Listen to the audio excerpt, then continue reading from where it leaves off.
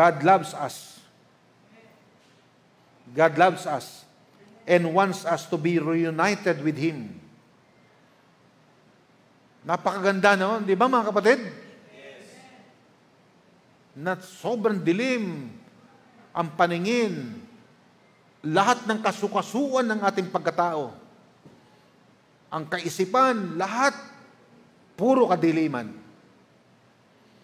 Kaya tamo ang tao, pag nakipag-usap sa kanya, yung isang taong hindi kilala ang Diyos, nagsasalita siya ng tungkol sa Diyos, pero kitang-kita mo, pag totoo ang Kristiyano, kitang-kita mo kung paano siya nadidiliman. Oo.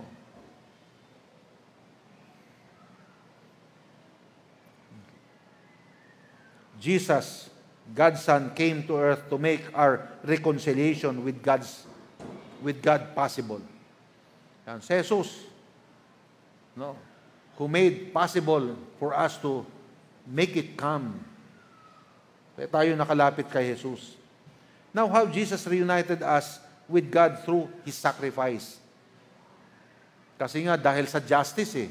Kaya ang tanong mo, how Jesus reunites us with God through His sacrifice. Rewind tayo. In the Old Testament times, sa Old Testament ito the people of Israel followed a system. Meron silang system of sacrifices. Okay? In order to pay the debt for their sins. System ito ng sakripisyo.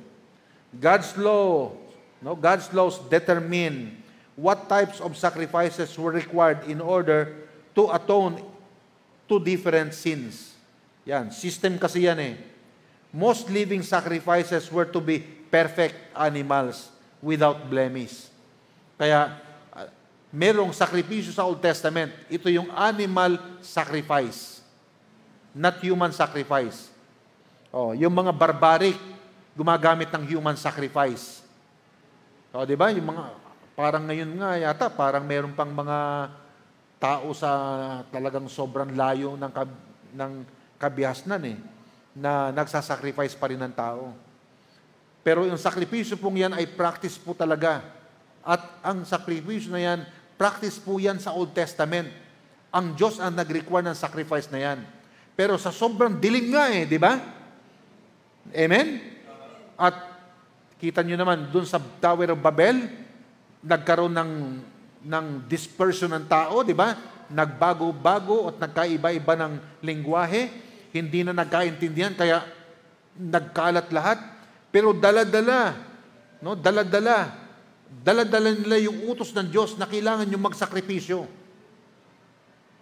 Kaya, napapansin ninyo, kahit saan ka pumunta, kahit anong sibilisasyon ang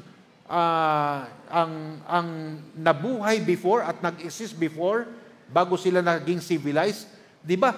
Lahat ay nagsasakripisyo ng tao. Meron ding nagsasakripisyo siyempre ng hayop. Pero lahat, lahat, para mapatawad sila sa kasalanan nila, ito ay kinakailangang mangyari at gawin sa pamagitan ng pagsasakripisyo. Tama? Tama, di ba? Kahit saan. Punta ka sa China, kahit yung sa pinaka-liblib na lugar kung saan nabuhay ang tao dito sa Pilipinas, noong unang panahon, nagsasakripisyo rin sila ng tao. O kaya ng hayop, kahit saan. Bakit nagkaganon? Bakit nagkaroon ng pagkakapare-pareho?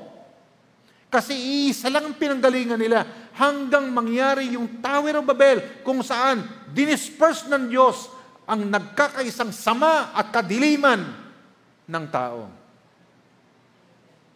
Naintindihan niyo mga kapatid? Yan. Di ba? Lahat. No.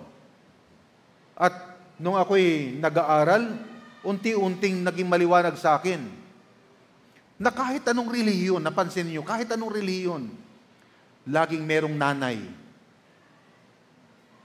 Di ba? Laging merong nanay na Diyos. Napansin niyo?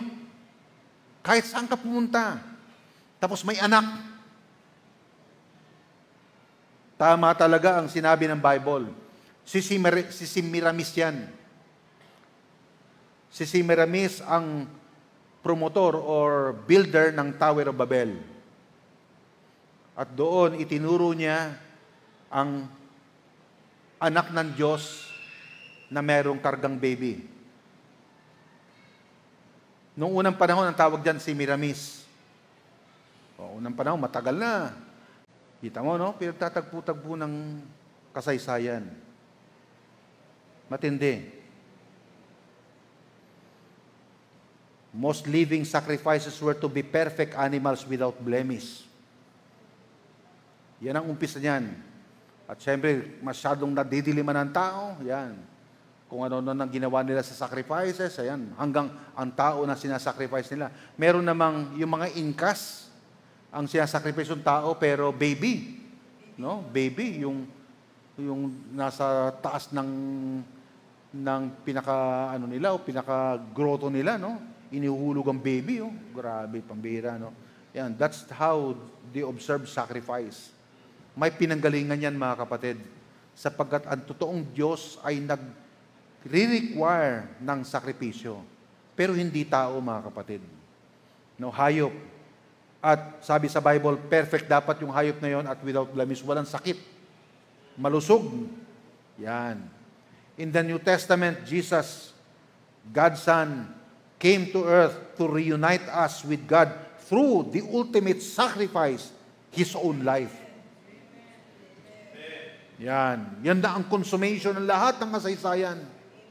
Lahat ng mga sakripisyo na mali ng tao. Finally, ang isang tama, ang isang correct na sakripisyo na ang pinanggalingan ay ang ating Ama sa langit, mga kapatid. Ito na. Kaya nung tinanong siya, art thou the King of the Jews? Sinabi mo, yun na.